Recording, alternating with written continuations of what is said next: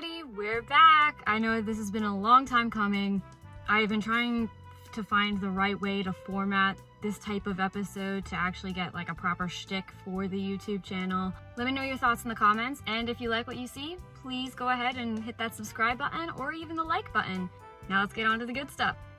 Probably one of the biggest updates that I have is concerning Discord's progress. I know I was updating a lot about what writing that story was looking like and my thought process on how I wanted the story to be executed and all the different elements that was going into it.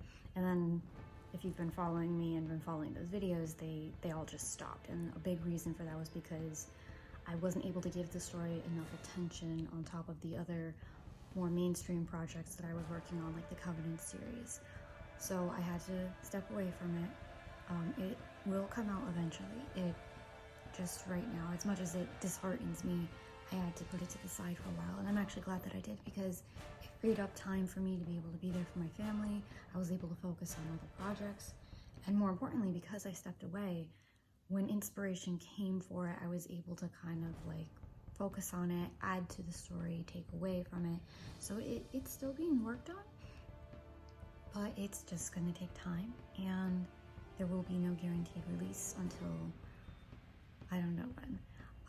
But thank you for your patience, those of you who did follow those videos, those updates, amidst the chaos of everything that's been happening. As you can see, I still haven't been fully unpacked, and we had a birthday in the family. So yeah, all we really need to know about Discord for the time being is that it's a story that is about the cost of war, but more importantly, it's about the cost of unforgiveness.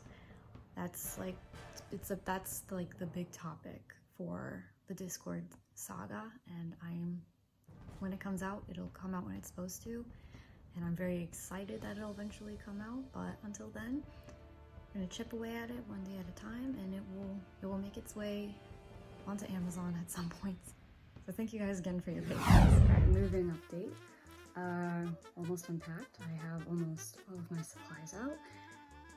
I've paused temporarily to organize what I have unpacked before I proceed with getting more stuff out of the boxes.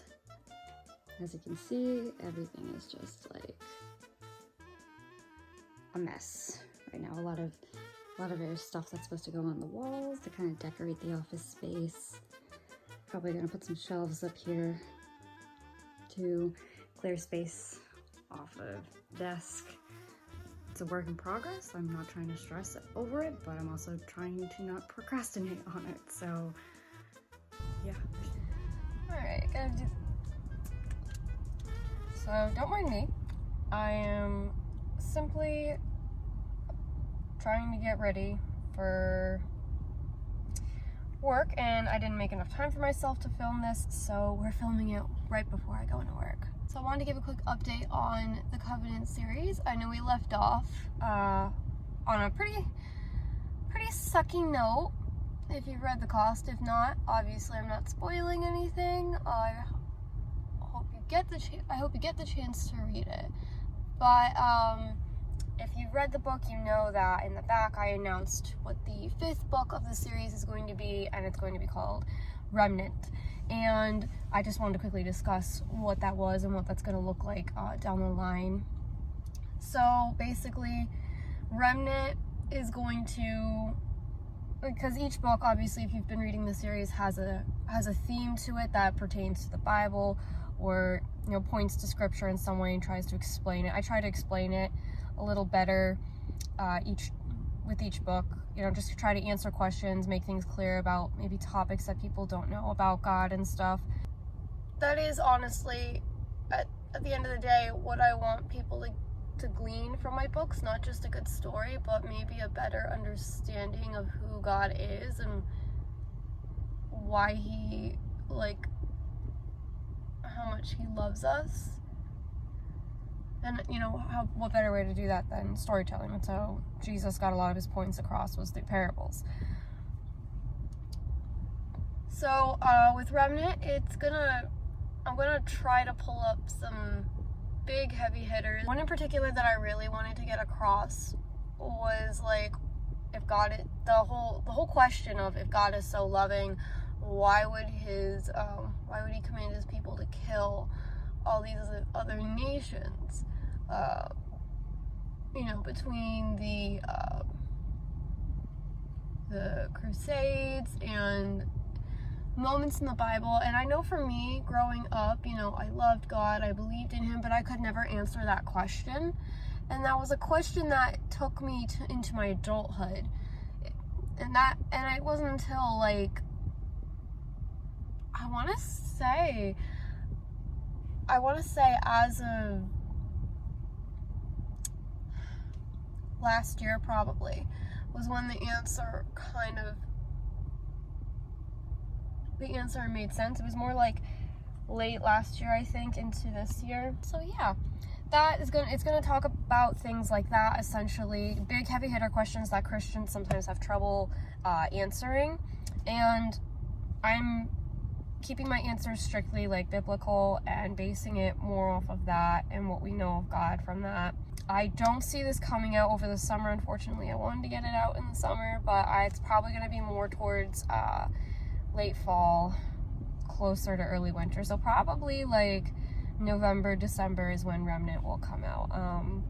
I do want to thank you guys so much for your patience with this series, and for those of you who have been reading the books, it means the world to me that even just one person will buy the book. That's pretty much the update for the Covenant series. One of the biggest learning curves I think I've gone through during this writing journey has definitely been, it's not impressive to pull all-nighters editing your book. I used to think like that just showed how hard of a worker I was, how dedicated I was to writing books. But it took me writing The Road Less Traveled to kind of like, for it to hit me like, oh shoot, this isn't really actually impressive. This actually looks more like I had poor planning skills, and because I did put myself on a deadline for that book, and I wanted to meet that deadline. I did, for the most part. I kid you not, the day before, I was still way behind. So instead of extending the timeline, I just decided, okay, I'm just gonna write in my free time throughout this entire day. Unfortunately, that day, I was working a double. So I powered up on 2 medium iced coffees, and I came home, ate my dinner from work, and then stayed up until, I want to say 6:30, just editing the book. I was awake for a total of 22 hours. Me in high school would have thought that was awesome, but me as an adult now, I can clearly see like this, there's nothing impressive about it. Apart from the fact that I was able to get up and go back to work the very next day. This is why I've stopped altogether giving release dates, because I used to think, for some people, it does help. It really does help keep them on track for all of their projects and stuff. But then you have people like me who don't factor in that life is going to throw curveballs. People like me who are also people pleasers and don't want to disappoint people. Despite the fact that I don't have a large fan base, I still felt the need to have to impress everyone by getting out on this exact date, when in reality, a lot of authors, when they're not able to complete something, they announce, hey, it's going to be delayed a little bit. And for some reason, I wasn't comfortable delaying it. I had to work to get rid of that mindset when writing The Cost. I believed I didn't set an exact date, I set a month. I was like, okay, in this month, this is when the book is coming out. And it ended up not coming out in the month I wanted it to. And it was very humbling for me to have to go on social media and say, hey, this is taking longer than I thought. I'll let you guys know when it's all set, but for the meantime, yeah, it's not coming out. At the moment, it felt so embarrassing and even guilty, when in reality, it's okay.